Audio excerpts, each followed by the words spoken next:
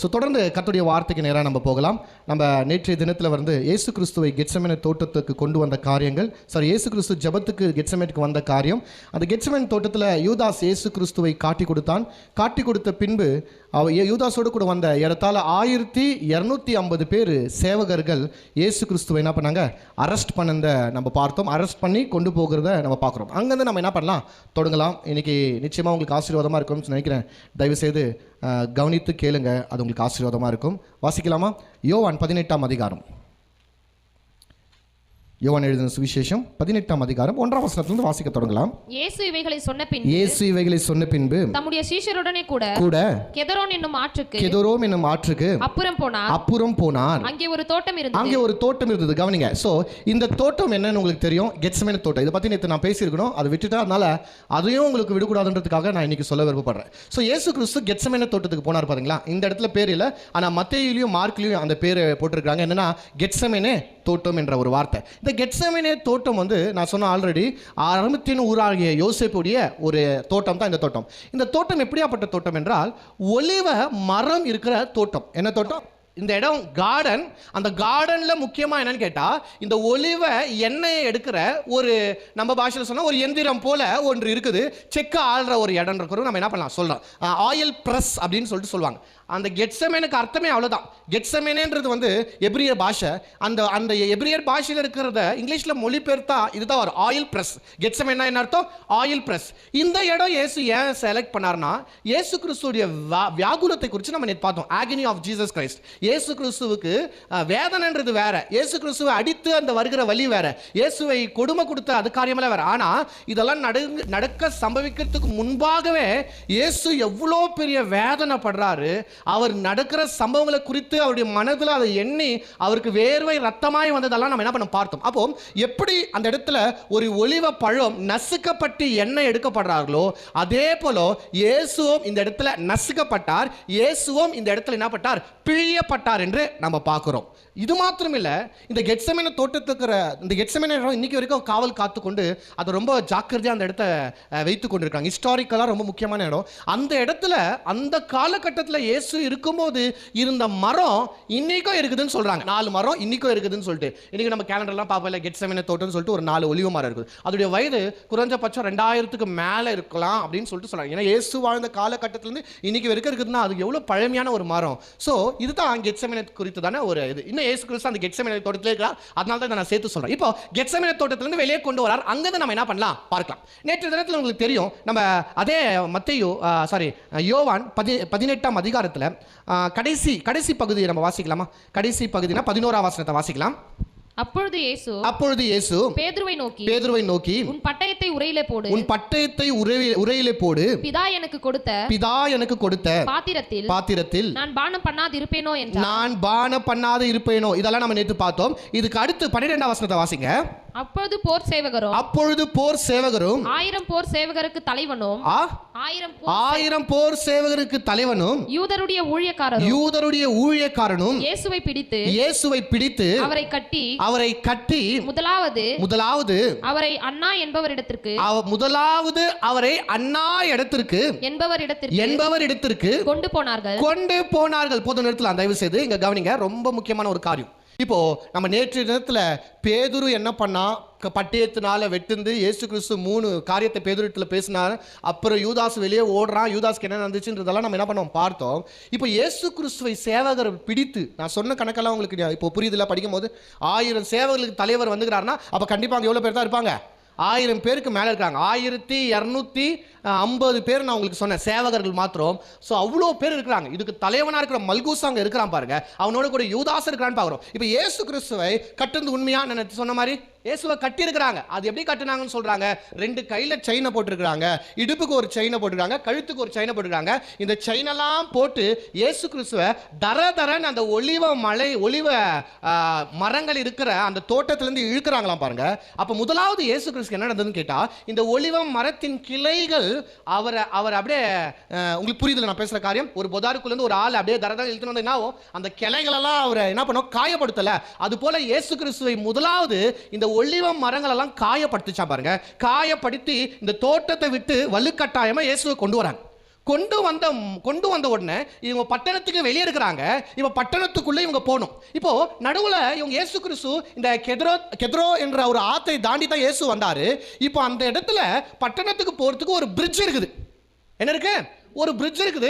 அந்த பிரிட்ஜ் வந்து ஏறத்தாழ ஒரு 350 ஃபீட் அடி, 350 அடி நீளம் இருக்குமா பாருங்க. அது அப்படின்னா இந்த தோட்டத்துக்கு இந்த பகுதி ஒலிவ மரத்துல இருந்து, ஒலிவ மலையில இருந்து அந்த பட்டணத்துக்கு போறதுக்கு, எருசலேம் பட்டணத்துக்கு போறதுக்கு இது வந்து ஒரு 350 அடி நீளம் இருக்குமா. ஆனா இது ஒரே ஒரு மீட்டர் அகலம் இருக்குமா. ஒரு மீட்டர் என்றால் ஒரு 3 அடி தான் இருக்கும். 3 அடிக்கு எவ்வளோ நீளம்? 350 நீளம் இருக்காம் பாரு. அந்த பிரிட்ஜுக்கு மேல 2 பேர் தான் நல்லா ஃப்ரீயா போக முடியுமா. 2 பேர் தான் என்ன பண்ண முடியும்? ஃப்ரீயா ஒன்னா போனா 2 பேர் தான் போகணும். ஆனா இங்க ஒரே டைம்ல கிட்டத்தட்ட 1250 பேருக்கு மேல ஒன்னா போறாங்க. இந்த பிரிட்ஜுக்கு 2 பக்கத்துல இந்த ஒரு வால் கட்டி வச்சிருப்பாங்க. உங்களுக்கு தெரியும் நினைக்கிறேன். நம்ம வீட்டு மேலே கூட மொட்டை மாடியில் வந்து இந்த பேரப்பெட்ட வால்னு சொல்லுவாங்க பார்த்தீங்களா. இந்த பேரப்பெட்ட வால் மாதிரி அதுவும் 1 மீட்டர் அளவில் ஒரு 3 அடி ஹைட்ல வந்து அது கட்டி வச்சிருக்காங்களா பாருங்க.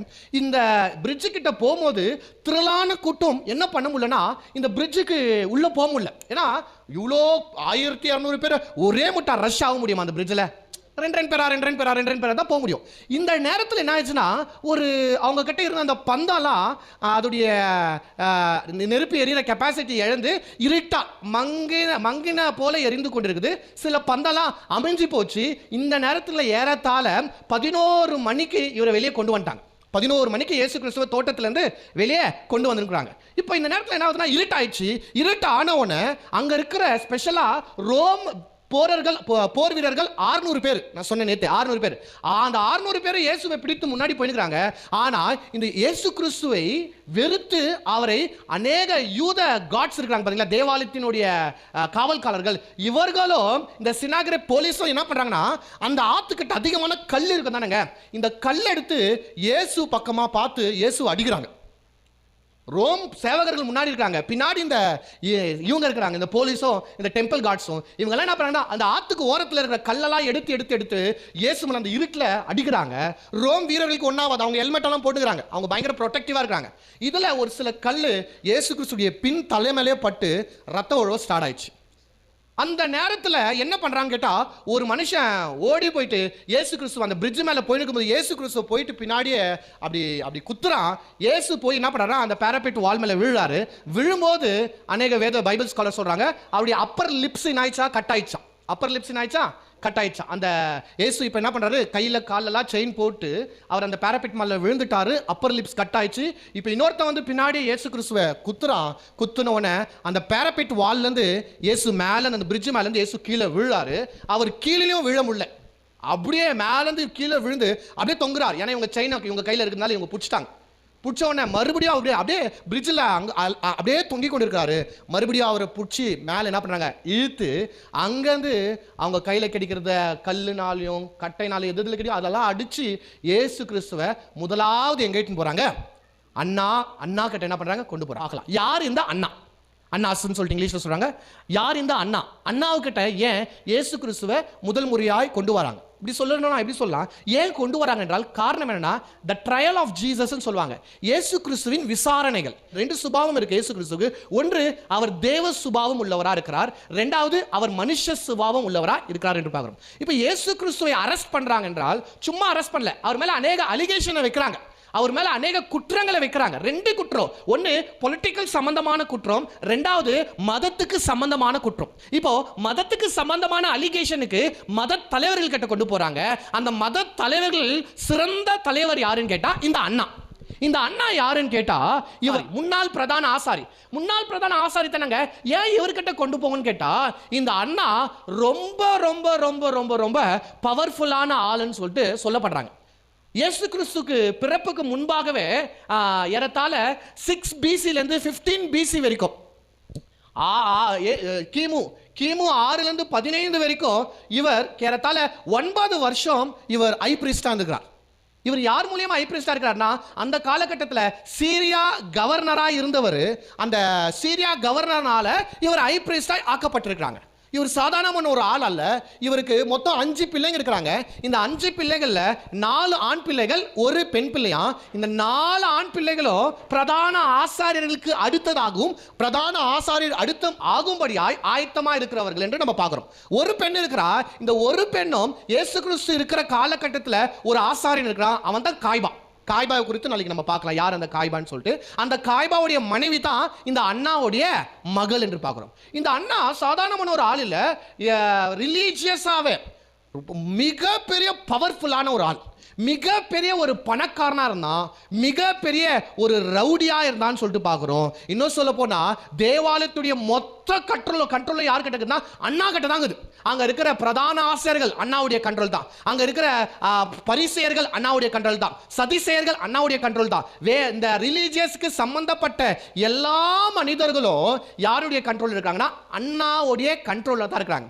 அண்ணாவுக்கு தெரியாம ஒண்ணுமே தேவாலயத்தில் நடக்கவே முடியாது. அண்ணாவுக்கு தெரியாம ஒரு இன்ச்சு கூட ஒன்றையும் மாற்ற முடியாது. Most powerful man in the times of Jesus Christ. இந்த மதத்துக்கு சம்பந்தப்பட்ட ரீதியில் ரொம்ப பவர்ஃபுல்லான ஆள். அவ்வளோ பணம் இருக்குது இவங்கிட்ட, அவ்வளோ அரசியல் செல்வாக்கு இருக்குது, அவ்வளோ மதத்தின் செல்வாக்கு இருக்கு. ஏன் அண்ணாவுக்கிட்ட முதலாவது கொண்டு வராங்கன்னு கேட்டா, இந்த அண்ணா இவ்வளோ பவர்ஃபுல் மாத்திரம் அல்ல, இயேசு கிறிஸ்து மேல இவர் மிகப்பெரிய வெஞ்சன்ஸ் வச்சிருக்கிறார். இயேசு கிறிஸ்து மேல மிகப்பெரிய கோபம். ஏன் கோவனா, இந்த சம்பவத்துக்கு 5 நாட்கள் முன்னாடி தான் இயேசு கிறிஸ்து என்ன செய்றார் என்றால் தேவாலயத்தை சுத்திகரிக்கிறார். அந்த சம்பவத்தை நம்ம வாசிக்கலாமா? லூக்கா, மத்தேயு 21 போங்களேன். ஃபர்ஸ்ட் மத்தேயு 21 போகலாம். 21:12 வாசிங்க. முதலாவது 21:12. இந்த சம்பவத்தை நீங்க மத்தேயுவிலும் பார்க்கலாம், லூக்காவிலும் பார்க்கலாம். மத்தேயு 21:12. இயேசு தேவாலயத்தில் பிரவேசித்து ஆலயத்தில் விற்கிறவரும் கொள்ளுகிறவர்களும் ஆகிய யாவரையும் வெளியே துரத்தி காசுக்காரர்களுடைய பலகைகளையும் புறா விற்கிறவர்களையும் ஆசனங்களையும் கவிழ்த்து என்னுடைய வீடு ஜெப வீடு என்னப்படும் என்று எழுதியிருக்கிறது. நீங்களோ அதை கல்லர் குகையாய் ஆக்குறீர்கள் என்றார். இப்போ இதை வாசிங்க. யோவான் 2ஆம் அதிகாரம் பாருங்களேன். யோவான் 2ஆம் அதிகாரம். யோவான் 2ஆம் அதிகாரம் 13ஆம் வசனத்துல பாருங்க. பின்பு யூதருடைய பஸ்கா பண்டிகை சமீபமாய் இருந்தது. அப்பொழுது இயேசு எருசலேமுக்கு போய் தேவாலயத்திலே பாருங்க, எருசலேமுக்கு போய் தேவாலயத்திலே ஆடுகள் மாடுகள் புறாக்களாகிய இவைகளை விற்கிறவர்களையும் காசுக்காரர் உட்கார்ந்திருக்கிறதையும் கண்டு கயிற்றினால் ஒரு சவுக்கை உண்டு பண்ணி அவர்கள் யாவரையும் ஆடு மாடுகளையும் தேவாலயத்திற்கு புறம்பே துரத்திவிட்டு காசுக்காரருடைய காசுகளை கொட்டி பலகைகளை கவிழ்த்து போட்டு புறா விற்கிறவர்களை நோக்கி இவைகளை இவ்விடத்திலிருந்து எடுத்துக்கொண்டு போங்கள், என் பிதாவின் வீட்டை வியாபார வீடு ஆக்காதீர்கள் என்றார். 2 முறை, ஒரு முறை இல்ல 2 முறை இயேசு கிறிஸ்து தேவாலயத்தை சுத்தமாக்குகிறார். ஒன்று, முதலாவது இந்த யோவான் 2ஆம் அதிகாரத்தில் வாசிச்சோம் இல்ல, அந்த பஸ்கா பண்டிகை அன்னைக்கு போயிட்டு இயேசு கிறிஸ்து அங்க இருக்கிற ஆடு மாடுகளெல்லாம் துரத்து விட்டு காசுக்காரர்களுடைய டேபிள் எல்லாம் கவுத்து விட்டு புறா விற்கிறவர்களெல்லாம் அனுப்பி விட்டாராம். பாருங்க, சவுக்கு எடுத்து அடிக்கிறாருன்னு இங்க போட்டிருக்கிறாங்க. அடுத்தபடியாய் மத்தேயுவில் நம்ம வாசிச்சோம், இயேசு கிறிஸ்து இந்த பெத்தானியாவிலிருந்து எருசலேமுக்குள்ள வரும்போது கழுதை மேல பவனி வராரு பாத்தீங்களா, நம்ம பாம் சண்டேன்னு கொண்டாடுற பாத்தீங்களா, குருத்தோல் ஞாயிறுன்னு சொல்லிட்டு. அந்த நாள்ல இயேசு கிறிஸ்து தேவாலயத்தில் போய் மறுபடியும் அதை என்ன பண்றாரு, சுத்திகரிக்கிறார். இப்போ இந்த சுத்திகரிக்கிறதுக்கும் நான் சொல்லியிருக்கிற கருத்துக்கும் என்ன விஷயம் கேட்டா, இந்த பிசினஸ் எல்லாமே யாரால நடத்தப்படுறதுன்னு கேட்டா அண்ணாவால நடத்தப்படுற ஒரு பிசினஸ். இந்த பஜாருக்கு எல்லாமே அண்ணா தான் ஒரு ப்ரொபிகேட்டராக இருக்கிறான், அவன் தான் ஒரு லீடராக இருக்கிறான், அவன் தான் எல்லாத்துக்குமே ஓனராக இருக்கிறான். அவனுக்கு தெரியாம இந்த எந்த பிஸ்னஸும் நடக்கல. சொல்லப்போனா அது எல்லா பிஸ்னஸ் அவனுடையதான் இருக்கலாம், அல்லது இவங்க பண்ற எல்லா பிஸ்னஸ்ல ஒரு பெரும் தொகை யாருக்கு தான் போகுது, அண்ணாவுக்கு தான் போகுது. இந்த தேவாலயம், இந்த வீடு எல்லாருக்குமே எப்படியா இருக்கப்படுமா, இது ஜெப வீடு என்று எண்ணப்படும் என்று இயேசு சொல்கிறார். இயேசு சொல்றார், இது பிதாவுடைய வீடு என்று சொல்றார். பிதாவுடைய வீடுன்னு சொல்றாரு, ஜெப வீடுன்னு சொல்றாரு. அப்ப பிதாவுடைய வீடு ஜெப வீடா இருக்கப்படுற ஒரு இடம் எப்படியாப்பட்ட ஒரு இடமா இருக்கணும். ஆனா இங்க மிகப்பெரிய மிகப்பெரிய மிகப்பெரிய அநியாயமும் மோசமும் நடந்து கொண்டிருக்கிறது. அல்லேலூயா, அல்லேலூயா. எவ்வளவு பெரிய அநியாயம் கேட்டா, ஏறத்தாழ 16 தேசத்திலிருந்து கிட்டத்தட்ட 35 லட்சம் பேர் இந்த பஸ்கா பண்டிகைக்கு எருசலேமுக்குள்ள வருவாங்க. சும்மா இல்லைங்க, 35 லட்சம் ஜனம் உலகத்தில் இருக்கிற 16 அந்த காலகட்டத்தில், இயேசு வாழ்ந்த காலகட்டத்தில் சொல்றேன். இன்னைக்கு வந்து உலகம் ஃபுல்லா இருக்கிற யூதர்கள் 16 தேசத்திலிருந்து உலகம் ஃபுல்லா 35 லட்சம் அந்த எருசலேம் தேவாலயத்துக்கு வருவாங்களாம் பாருங்க, வருஷத்துக்கு ஒரு முறை. அது அவங்களுடைய ஒரு ஒரு என்ன சொல்றது, மஸ்ட். கண்டிப்பா வருஷத்துல ஒரு தடவை கர்த்தருடைய சமூகத்துல வந்து பலி செலுத்தணும். அது அவங்களுடைய முறையா இருந்துச்சு. வரும்போது என்ன பிரச்சனைன்னு கேட்டா, இங்க பலி செலுத்த ஆடு தேவை. அந்த ஆடு இவங்க எடுத்துன்னு வருவாங்க. இவங்க அங்க செலவுக்கு பணம் தேவை, அந்த பணத்தை எடுத்துன்னு வருவாங்க. ஆனா எந்த ஆடும் எந்த மாடும் எந்த பலியும் அந்த தேவாலயத்துக்குள்ள செல்லுபடி ஆகாது. காரணம் என்ன? ஃபுல்லா பிசினஸ் இடம் வச்சிருக்காங்க. இப்போ அங்க ஆடுங்க விற்கிறாங்க, அங்க மாடுங்க விற்கிறாங்க, அங்க வந்து காசுக்காரர் இருக்காங்க. இப்போ இவங்க டைரக்டா வந்து பலி செலுத்திட்டு போனா அங்க இருக்கிறவங்களுக்கு என்ன லாபம்?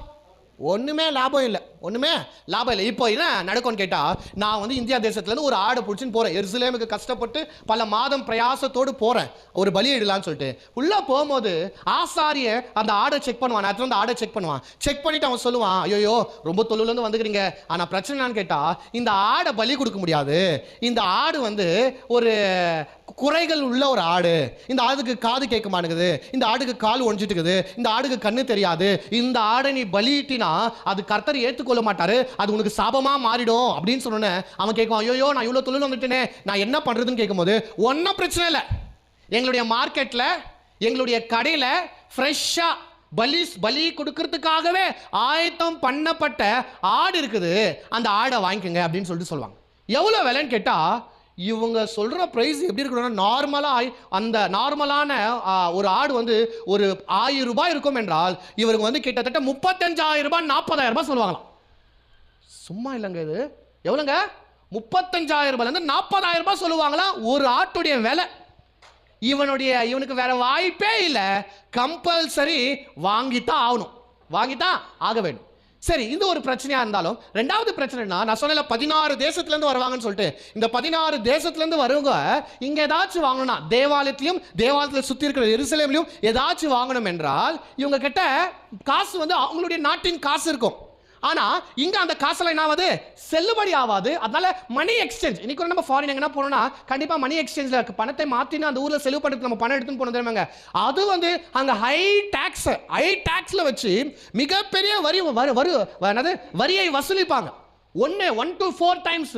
ஒரு ரூபாய்க்கு 1 ரூபாய் கொடுக்கணும், ஆனா இவன் 4 ரூபாய் கொடுத்தா தான் அவங்களுடைய பணம் 1 ரூபாய். 100 ரூபாய் கொடுத்தா தான் அவங்க குறைஞ்ச 400 ரூபாய் கொடுத்தா தான் அவங்களுடைய பணம் 100 ரூபாய் கிடைக்கும். அவ்வளோ அநியாயங்கள், அவ்வளோ மோசங்கள் பண்ணி பண்ணி பண்ணி கோடி கணக்கில் அண்ணா சொத்து சேர்த்து வச்சுன்னு இருந்தான். இவனுடைய முக்கியமான ஆதாயம் அப்படிதான். தேவாலயம் ஃபுல் கண்ட்ரோல் இவன் தான், ஆசாரியர்கள் எல்லாம் இவனுடைய கண்ட்ரோல் தான், பரிசேயர் இவனுடைய கண்ட்ரோல் தான், சதிசேயர்கள் இவன் கண்ட்ரோல். இவனை மீறி இவனை தாண்டி ஒருத்தனும் கேள்வி கேட்க முடியாது, ஒருத்தனும் இவனுக்கு விரோதமாக ஒன்றும் பண்ண முடியாது. அடுத்த காய்பாவை கேட்கவான்னு சொன்னா கூட, காய்பாவுக்கு பொண்ணை கொடுத்து அவனையும் சொந்தக்காரன் ஆக்கிட்டா, எல்லாருடைய வாயும் பணத்தை வச்சு அடைக்கிறனா இருக்கிறான் அண்ணா. ஒன் ஆஃப் த குரூயலான மேன், கொடூரமான மனுஷன். இவனை குறித்து வேதத்தில் அதிகமாக இல்லைனாலும் அந்த காலகட்டத்தில் ஹிஸ்டாரிக்கலா ஒரு என்ன சொல்றது, ஒரு வரலாற்று ஆய்வாளராய் வரலாற்று ஆசாரியாய் வாழ்ந்த யோசபாத்துன்றவர் இவரை குறித்து எழுதும்போது சொல்றாரு, மோசமான ரவுடி, மோசமான மனிதர்கள் இந்த அண்ணா குடும்பத்தார்கள் அண்ணாவும் சொல்றாங்க. இப்போ இயேசுவுக்கு இவங்களுக்கு என்ன பிரச்சனை? இப்போ இயேசு என்ன பண்ணிட்டாரு? அண்ணாவுடைய முக்கியமான பிசினஸ்ல இயேசு கை வச்சிட்டார். இவருடைய பிசினஸ் எல்லாமே லாஸ் பண்ணுகிறார் இயேசு. எல்லா ஆடு மாடை துரத்து விட்டார், எல்லாம் இந்த காசுக்காரருடைய மேஜையெல்லாம் தள்ளி விட்டார், புறா விற்கிறவர்களெல்லாம் போ என்று சொல்லிவிட்டார். இது யாருக்கு மிகப்பெரிய நஷ்டம் என்று பார்த்தால் அண்ணாவுக்கு மிகப்பெரிய ஒரு நஷ்டம். அப்போ அண்ணாவை இது வரைக்கும் யாருமே டச் பண்ண முடியாது. அப்படியாப்பட்ட ஒரு மனுஷனை இயேசு கிறிஸ்து அவருடைய எல்லா பிசினஸையும் லாஸ் பண்ணதுனால, எல்லா பிசினஸையும் கவுத்தபடியால இயேசு மேல மிகப்பெரிய பகையை வைத்தான். நீங்க வாசிக்கும் போது அங்கே கீழே இயேசு கிறிஸ்து அங்க இருக்கிற வியாதிஸ்தர், அங்க இருக்கிற அந்த தேவாலயத்தை சுத்தம் பண்ணது மாத்திரமல்ல, அங்க இருக்கிற எல்லா வியாதிஸ்தர்களும் என்ன பண்றாருன்னா அவர் குணமாக்குறார். இந்த குணமாக்குனால யார் பார்த்தது? பரிசேயர்கள் சதிசேயர்கள் பார்த்தாங்க, பிரதான ஆசாரிகள் பார்த்தாங்க. இதே சம்பவத்தை வந்து நம்ம மறுபடியும் லூக்கால வாசிக்கும் போது அங்க இந்த சம்பவத்தை பார்த்த உடனே, தேவாலயத்தை சுத்திகரித்த உடனே இவங்க எல்லாருமே கூட்டம் கூடி, இந்த பரிசேயர் சதிசேயர் எல்லாருமே கூட்டம் கூடி இவரை எப்படியாச்சும் கொலை செய்யணும்னு சொல்லிட்டு அவங்க பிளான் பண்ணிட்டாங்க.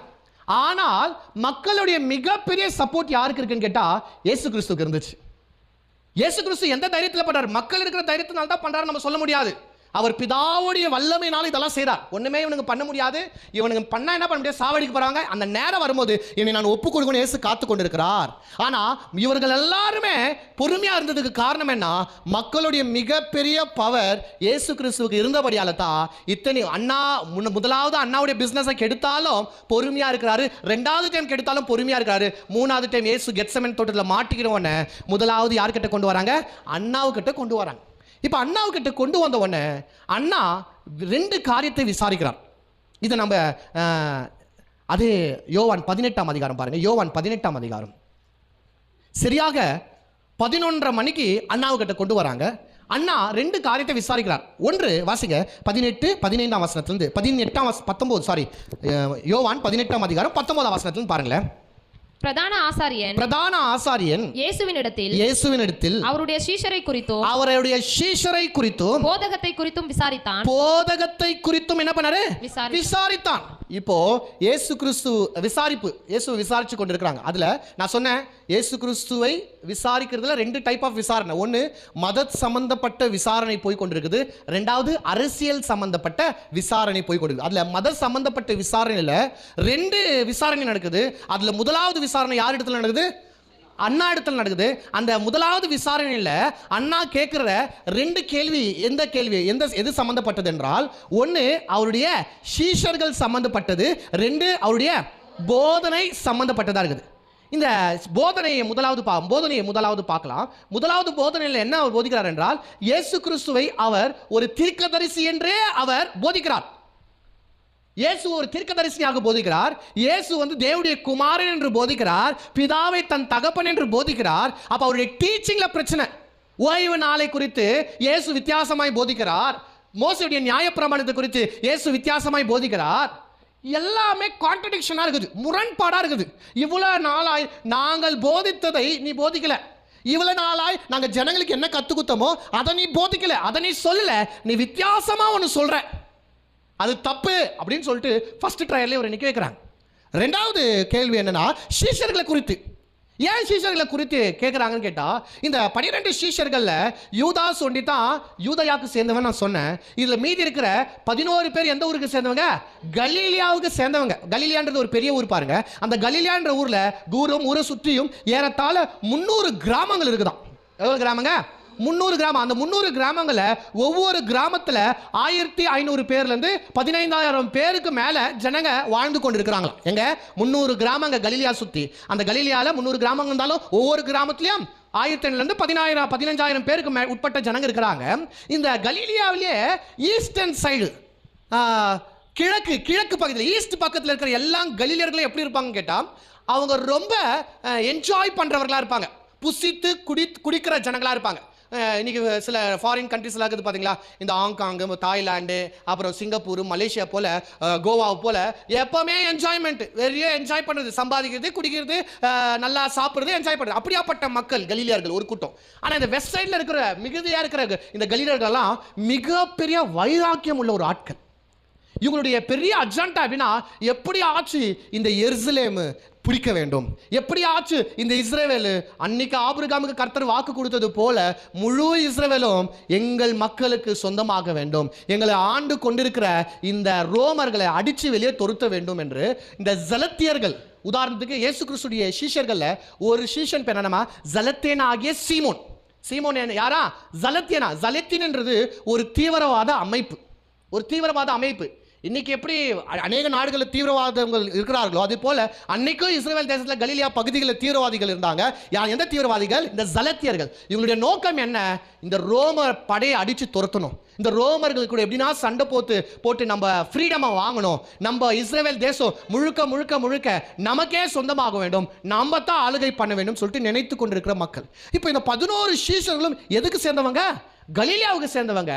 இன்னும் சொல்லப்போனா அந்த தீவிரவாதி குழுல இருந்து ஒருத்தன் இயேசு கிறிஸ்துவின் சீஷருக்குள்ள இருக்கிறான். அப்போ இந்த அண்ணா என்ன நினைக்கிறான்னு கேட்டா, இவர் டீச்சிங்கும் தப்பா இருக்குது, எல்லாமே ஆப்போசிட்டா போதிக்கிறாரு. இவங்க கூட இருக்கிற எல்லாருமே எந்த ஊருக்கு சேர்ந்தவங்க? கலீலியா இருக்கிறபடியால இவர் வேற என்னவோ பண்றாருப்பா, வேற என்னவோ பண்றதுக்காக இவர் ரெடியா இருக்கிறார் அப்படின்னு சொல்லிட்டு இயேசு கிறிஸ்துவை இவர் என்ன பண்றாரு? கேள்வி கேட்கிறார். அதுக்கு இயேசு சொன்ன பதில் என்ன? அப்படியே தொடர்ந்து வாசிக்கலாமா? கீழே இயேசு அவனுக்கு பிரதியுத்தரவாக நான் வெளியரங்கமாய் உலகத்துடனே பேசினேன். ஜெப ஆலயங்களில் யூதர்கள் எல்லாரும் கூடி வருகிற தேவாலயத்திலேயும் எப்பொழுதும் உபதேசித்தேன். அந்தரங்கத்திலே நான் ஒன்றும் பேசவில்லை. நீர் என்னிடத்தில் விசாரிக்க வேண்டியது என்ன? நான் சொன்னவைகளை கேட்டவர்களிடத்தில் விசாரியும். நான் பேசினவைகளை அவர்கள் அறிந்திருக்கிறார்களே என்றார். பாருங்க, இவர் ஒரு அலிகேஷன் வைக்கிறாரு. இவங்க ஏன் இயேசு இந்த வார்த்தையை பேசுறார் என்றால், ஒரு ஆள் தப்பா பேசுகிறார் என்றால் ஃபர்ஸ்ட் அது யார் தப்பா புரிஞ்சுக்கினாங்கன்றது அவங்க கிட்ட தானே வரணும். இப்போ நான் தப்பா பேசுகிறேன்னு சொல்லிட்டு என்ன வந்து கேட்க முடியாது. நீங்க யாராச்சும் இவர் தப்பா பேசுகிறார் முதல்ல ஐடென்டிஃபை பண்ண தெரியுமாங்க? அதை தான் இயேசு சொல்றார். இயேசு என்ன சொல்றாருன்னு கேட்டா, ஏங்க நான் வந்து ஏதோ யார்கிட்டயும் சீக்கிரட்டா ஒன்றும் பேசல, ரகசியமா ஒன்றும் பேசல, நான் ஓப்பனான இடத்துல தான் பேசினேன். உங்களுடைய சினாகோக் ஜெப ஆலயங்களை நான் பேசினேன், ஜனங்கள் மத்தியில் நான் வெளிப்படையா நான் பேசியிருக்கிறேன், ஓப்பன் கிரவுண்ட்ல நான் பேசியிருக்கிறேன். அப்போ நான் என்ன பேசுனன்றது தப்பு என்றால், நான் யார் என்னுடைய வார்த்தை கேட்டாங்க அவங்க கிட்ட கேளுங்க போயிட்டு, நான் என்ன தப்பா பேசுறேன்னு சொல்லிட்டு. அது கரெக்டாக தானே இயேசு பேசின காரியம். இப்போ நான் பேசுறது தப்புனா உங்களை தான் கேட்கணும், அவர் என்ன தப்பு பேசினாருன்னு சொல்லிட்டு. அவங்க கேட்காம இயேசு வந்து பிடிச்சி விசாரிக்கிறது அது நியாயமே இல்லை. இயேசு சொல்றாரு, என்னிடத்தில் விசாரிக்கிறதுக்கு ஒன்றுமே இல்லை, நீ போய் கேட்கணும். யாரை கேட்கணும்? என் வார்த்தையை கேட்டாங்க பாரு, அவங்கள போய் கேளுங்கன்னு சொன்ன உடனே ஒரு சம்பவம் நடக்குது. ஆல்ரெடி இயேசு கிறிஸ்து வந்து கல்லுனால் அடித்து அவருடைய பின் மண்டையில் காயமாய் ரத்தம் வந்து நம்ம பார்த்தோம். ரெண்டாவதாய் அந்த வால் மேல விழுந்து அவருடைய அப்பர் லிப்ஸ் கட் ஆகிக்கிறது பார்த்துருக்குறோம். இப்போ இயேசு கிறிஸ்துக்கு உடம்பெல்லாம் பயங்கரமான ஜுரம்னு சொல்லிட்டு சொல்கிறாங்க. ஜுரம் ஃபுல்லாக ஜுரத்தோடு கூட இருக்கிறார். அதில் இவங்ககிட்ட இதை பேசி கொண்டிருக்கார். பேச முடிச்ச உடனே அங்க ஒரு மனுஷன் இருக்கிறான். வாசிங்க தொடர்ந்து. இப்படி அவர் சொன்னபோது சமீபத்தில் நின்ற சேவகரில் ஒருவன் பிரதான ஆசாரியனுக்கு இப்படியா உத்தரவு சொல்லுகிறது என்று இயேசுவை ஒரு அறை அறைந்தான். இது விசாரணை போயின்னு இருக்குது. கை கட்டிருக்கிறாங்க இயேசு கிறிஸ்துக்கு, கை இடுப்பில் அந்த செயினெல்லாம் போட்டு கட்டிருக்காங்க. இப்படி நின்றுக்கிறாரு. அந்த பிரதான ஆசாரியன் கேள்வி கேட்கும்போது அந்த பிரதான ஆசாரியருடைய ஒரு பாடி கார்டு இருக்கிறாங்க பாருங்க. இது வேதத்தில் இல்லை, வரலாற்றில் சொல்லப்படுறாங்க. அந்த பாடி கார்டு பேர் தோஃபித்துன்னு சொல்கிறாங்க. அந்த தோஃபித்து ரொம்ப திடகாத்திரமான ஒரு மனுஷன். ஏன்னா ஹை பிரீஸ்ட், நான் சொன்னேன் ஆல்ரெடி, அண்ணா சாதாரண ஆள் இல்லை, அண்ணா அந்த தேசத்திலேயே ரொம்ப ரொம்ப ரொம்ப உயர்ந்த ஸ்தானத்தில் இருக்கிற ஹைலி இன்ஃப்ளூயன்ஸ்டு பர்சன் ஆகிறான். ரொம்ப பெரிய ஆள் அண்ணா.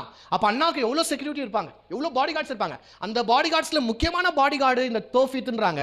இந்த தோஃபித் என்ன பண்ணுறான்னா, இயேசு கிறிஸ்து இந்த பதில் சொன்ன உடனே அவருடைய வலது கலத்தில் ஓங்கி ஒரு இடம் அச்சானா பாருங்க. இந்த வலது கண்ணமே இயேசு கிறிஸ்துக்கு வீங்கிடுச்சான். அவ்வளோ பெரிய வலி. இயேசு ஆல்ரெடியே மிகப்பெரிய உபத்திரத்தில் அந்த கிளைகளில் அடிபட்டு அந்த அப்பர் லிப்ஸ் கட்டாகி அந்த இப்போ மேலேருந்து விழுந்து பின்னாடி கல்லுனால் அடித்து இவ்வளோ வேதனையில் இருக்கிறாரு. இப்போ ஓங்கி அரைச்சு இந்த கண்ணமும் என்ன ஆயிடுச்சு, இயேசு கிறிஸ்துக்கு வீங்கிடுச்சு. அப்புறம் என்ன நடக்குது வாசிங்க. இயேசு அவனை நோக்கி நான் தகாத விதம் பேசினது உண்டானால் தகாததை ஒப்புவி. நான் தகுதியால் பேசினாகில் என்னை ஏன் அடிக்கிறாய் என்றார். நியாயமான கேள்வியா? இவனுங்க நாளைக்கு இதை பத்தி நான் பேசுறேன் பாருங்க. எவ்வளோ தப்பு பண்றாங்க, எவ்வளோ தப்பு நடக்குது இந்த விசாரணையில். எவ்வளோ ரூல்ஸ் இவங்க பிரேக் பண்ணுறாங்க, செய்யக்கூடாதெல்லாம் செய்கிறாங்க, பண்ணக்கூடாதெல்லாம் பண்ணுறாங்க. நைட்டு 11 மணிக்கு இது வரைக்கும் அந்த தேசத்தில் அது வரைக்கும் ஒரு விசாரணை நடந்ததே இல்லை. ஆனால் நைட்டு 11 மணிக்கு கபகபன்னு விசாரணை நடக்குது. இது மாத்திரம் இல்லை, தொடர்ந்து நைட்டு 2 மணிக்கு ஒன்று நடக்குது, விடிய காலையில் நடந்துனே இருக்குது. நைட்டெல்லாம் விசாரணை. ஒரு காலமும் ஒரு பொழுது அந்த மாதிரி யாருக்குமே விசாரணை பண்ணல. ஆனால் இயேசுக்கு பண்ணுறாங்க. ஏன்னா எப்படியாச்சும் இயேசுவை சாகடிக்கணும்னு சொல்லிட்டு இயேசு அவங்க கேள்வி கேட்டாங்க. இயேசு பதில் சொன்னதுக்கு இயேசுவை கன்னத்தில் ஓங்கி அடிஞ்சதுக்கு இயேசு கேட்கிறார், நான் தகாதவதை ஏதாச்சும் பேசியிருந்தா அதை ஒப்புவி. இப்போ நான் என்ன தப்பா பேசிட்டேன், அந்த தப்பை நீ சொல்லுப்பான்றார் இயேசு கிறிஸ்து. ஒருவேளை தகாததை பேசலை என்றால் நீ எதற்கு அடிச்சா அதுக்கு பதில் சொல்லுன்றார். ஏன் இயேசு இந்த கேள்வி கேட்கிறார்? இந்த கேள்வியை பிடிச்சி அநேக பேர் என்ன கேட்குறாங்கன்னா, இது எப்படி இயேசு எப்படிப்பா இது கேட்கலாம்? இவர் தான் மத்தேயு 5ஆம் அதிகாரத்தில் நீங்கள் வாசி பாருங்க, 5, 6, 7 மலை பிரசங்கத்தில் இயேசு சொல்றார், ஒரு கன்னத்தில் அடித்தால் மறு கன்னத்தை காமின்னு சொல்றாரு. ஆனால் இவர் என்ன சொல்றாரு? ஏன் அடிச்சேன்னு கேட்கறாரு. இதுனா நியாயமா? இயேசுவே மறு கன்னத்தை காமிக்க கூடாதான்னு கேட்டா, அங்க இயேசு சொன்னது வேற. இங்க இயேசு விசாரணையில் இருக்கிறார். ஒரு மனுஷன் விசாரிக்கப்படும் போது அவனை யாருமே அடிக்கூடாது. ஆமாவா இல்லையா? போலீஸ்காரன் போலீஸ் எடுத்து போலீஸ் ஸ்டேஷன் போகும்போது சரியான அடி அடிக்கிறான். ஆனால் கோர்ட்டில் இட்டுன்னு போயிட்டு கோர்ட்டில் எந்த போலீஸ்னா எவ்வளோ பெரிய ரவுடியோ கொலைக்காரனோ டச் பண்ணுறாங்களா? டச் பண்ணவே கூடாது. அது ரூல்ஸ். அதுதான் இங்கே விசாரணை நடந்துக்குது. விசாரணை டைமில் இயேசுவை அடித்திருக்க கூடாது. ஒருவேளை அடிச்சா என்ன தப்பு அப்படின்னு கேட்டால், அந்த காலகட்டத்தில் ஒரு ரூல்ஸை வச்சுருந்தாங்க. ஒரு மனுஷன் ஒரு மனுஷியை அடுத்த இன்னொரு மனிதனை கன்னத்தில் அடிப்பான் என்றால் அது தப்பு. அது தப்புக்கு இவர் பெனால்ட்டியை பே பண்ணும். எவ்வளோ பெனால்ட்டியை பே பண்ணணும்னு கேட்டால் 200 நாளுடைய சம்பளத்தை அவனுக்கு பே பண்ணும். நான் யார் கன்னத்துலாம் அடிச்சுட்டுன்னு வச்சுக்கோங்களேன், அந்த கேஸ் ஃபைல் பண்ணாங்கன்னா என்னுடைய 200 நாளுடைய சம்பளத்தை யாருக்கு தரணும்? அவனுக்கு தரணும். ஒருவேளை அந்த ஆளை பார்த்து காரி துப்பிட்டோம்னா, ஒரு ஆளை பார்த்து காரி துப்பிட்டோம்னா அந்த கேஸ் ஃபைல் பண்ணாங்கன்னா 400 நாளுடைய சம்பளத்தை அவனுக்கு தந்தாகணும். அல்லது ஒரு மனுஷன் அவனுடைய ஃபிஸ்ட்னால, அதான் இந்த இதனால குத்திட்டு அடிப்பான் என்றால் அவனுடைய 4 நாளுடைய சம்பளத்தை அவனுக்கு ஒரு குத்தோ ஒரு இடியோ அழிச்சிட்டா யாருன்னா அவனுக்கு 4 நாள் சம்பளத்தை நான் என்ன பண்ணும்? தரணும். இது அந்த காலகட்டத்தில் இருந்த ஒரு ரூல்ஸு, பனிஷ்மெண்ட்டு. ஆனால் இயேசு கிறிஸ்துவுக்கு எத்தனோ அடி விழுந்துச்சு நியாயமே இல்லாமல். இயேசு கிறிஸ்துக்கு எத்தனோ காரி துப்புதல் விழுந்துச்சு நியாயமே இல்லாமல். இயேசுவை அவன் குத்துறான் நியாயமே இல்லாமல். இதெல்லாம் இயேசு ஏன் படுறாரு? ஏன் இவ்வளோ? ஒன்றுமே அவர் தவறு. அவர் இடத்துல இங்கே மாத்திரம் சொல்லுங்க, நான் சொன்னது ஏதாச்சும் தப்பாக இருந்தால் நீ ஒப்புவி நீங்கள் கேட்கறாரு பார்த்தீங்களா? இதே தைரியத்தோட யோவான் 8ஆம் அதிகாரத்தில் கேட்குறாரு, என்னிடத்தில் ஒரு குறை உண்டு என்று நீங்கள் கண்டீர்களா? நீங்கள் ப்ரூவ் பண்ண முடியுமான்னு கேட்குறாரு. ஒரு தவறு இயேசு இடத்துல கண்டுபிடிக்க முடியல. ஆனால் நமக்காக இவ்வளோ வேதனையும் இவ்வளோ அவமானத்தையும் இயேசு கிறிஸ்து சந்திக்கிறார். இதை முடிந்த பின்னாடி அடுத்த வசனத்தை வாசித்து முடிச்சிடலாமா? நம்ம 18ஆம் அதிகாரம் கடைசி அந்த 24ஆம் வசனத்தை வாசிங்க. பின்பு அண்ணா என்பவன் பிரதான ஆசாரியர் என்கிற காய்பாய் இடத்திற்கு அவரை கட்டுண்டவராய் அனுப்பினார். இப்போ இந்த கட்டி இழுத்துன்னு போறாங்க. எங்க? 2வது ட்ரையல். இப்போ ஃபர்ஸ்ட் ட்ரையல் ஆயிடுச்சு. ஃபர்ஸ்ட் ட்ரையலில் 2 கேள்வி. ஒன்று அவருடைய டாக்டரின், அவருடைய டீச்சிங்கை பற்றி, அவருடைய சீஷர்களை பற்றி. இப்போது இயேசுவிடத்தில் ஒரு குற்றமும் காண முடியல. அவரை சும்மாவே அடித்து இழுத்துன்னு போகிறாங்க. இந்த டைமில் என்ன ஆகுதுன்னு கேட்டால், இந்த இந்த அண்ணா வீட்டிலேருந்து காய்பா வீட்டு பக்கத்தில் தான் பாருங்கள், இந்த விசாரின் நடுவில் யூதாஸ் செத்து போனான்னு சொல்லிட்டு நம்ம என்ன பண்ணுற பார்க்கலாம். அந்த நைட்டை யூதாஸ் என்ன ஆகிட்டா செத்து போடுறதை நம்ம பார்க்கலாம் நாளைக்கு. அதை தொடர்ந்து இயேசு கிறிஸ்து இழுத்துன்னு போகிறாங்க. இப்போ என்ன ஆகுதுன்னு கேட்டால், இயேசு கிறிஸ்துடைய கழுத்துலையும் இயேசுடைய கையிலையும் இடுப்புலையும் போடுறாங்களே, இந்த கயிறை இந்த செயினை இழுத்து இதுவும் அவருடைய கழுத்தை அறுத்து கையை அறுத்து அங்கேயும் இயேசு கிறிஸ்துக்கு காயமாகுது. காயமான பின்பு தொடர்ந்து இயேசு கிறிஸ்து 2வது ட்ரையல், 2வது விசாரணைக்கு காய்பாவுடைய வீட்டுக்கு போகிறார். அதுலேருந்து நம்ம நாளைக்கு தொடங்கலாம். கர்த்தர் உங்களை ஆசீர்வதிப்பார். ஆமென்.